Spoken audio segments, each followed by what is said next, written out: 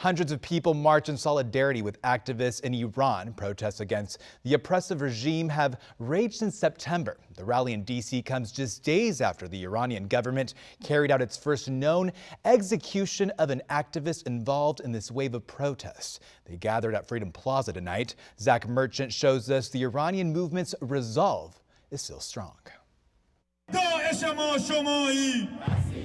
For the Iranian Americans in D.C.'s Freedom Plaza, the goal was clear. Down with Khomeini!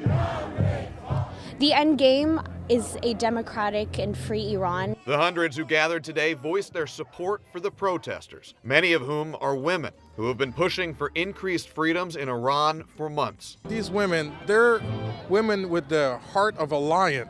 They're going out there without anything in front of these bullets, and they're fighting. And we're out here, just want them to know that we're behind them. This is no one-off event either. Organizers say they've been meeting every weekend for almost 3 months straight.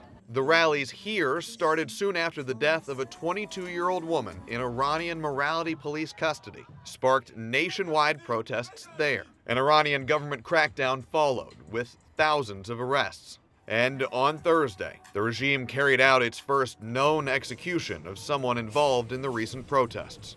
And it looks like they're going to continue execute more protesters in Iran. But Siamak Aram, an organizer of the D.C. rally, says despite the risks, protesters in Iran are not slowing down. People are still on the streets, and they are shouting and they are chanting against the regime, Islamic regime in Iran. To Miriam Afshar, the future is clear. The regime's days are numbered. Those people that you have put behind bars, make sure to take a good look at that, because that will be you behind those bars. At Freedom Plaza, Zach Merchant, WUSA 9.